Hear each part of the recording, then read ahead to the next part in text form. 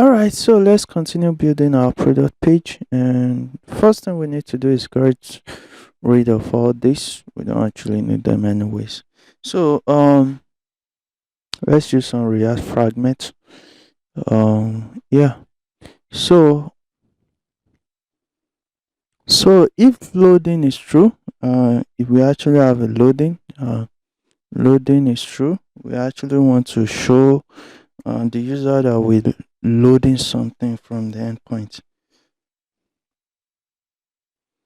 So let's just say h4, and this will be product. Okay, makes sense.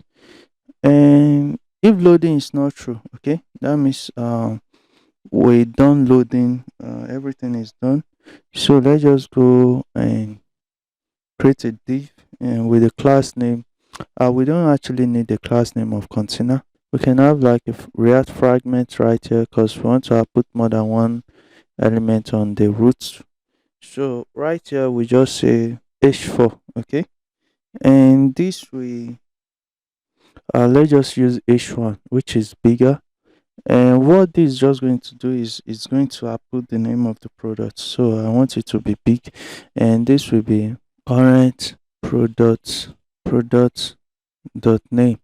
Okay, so current product dot name, and this will be class name, which will be empty for mb3. Okay, this makes sense. Let's just see that. Let's just see that. So loading product, you can see the product name right here. Okay, now we need to actually create a row. So I'm just going to, if you go into the project, so I'm just going to type all this out because there is a lot of boilerplate code, like a lot of codes that needs to be written, and most of them are just HTML. So I'm just going to type this out and explain when I'm done typing. All right then, so I'm done, and yeah, so you can just go through this and see. So what I'm just going to do here is, if we have an avatar for our product, that means the product has an image. I'm just going to say current product, um the avatar is true. I'm just going to output the avatar, or else we're just going to output the string. Okay, so hopefully that makes sense. And let's just get the spelling correct. Yeah, so that is the correct spelling. And the auth is going to actually be the product name. Okay, so let's just say current product dot name. And basically this is all we need to do right here. All right, so we have this. Yeah, so let's just, this what is happening, the optional chaining. Let's just take this away. Yeah, not the optional chaining, sorry about that. And it's just the image link.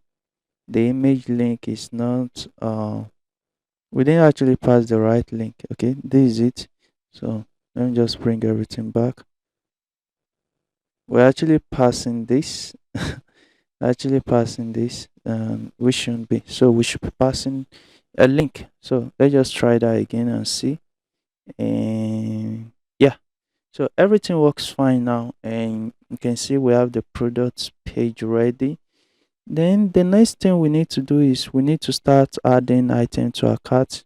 You can view details about your products. We need to start adding items to our cart and also build a cart page. So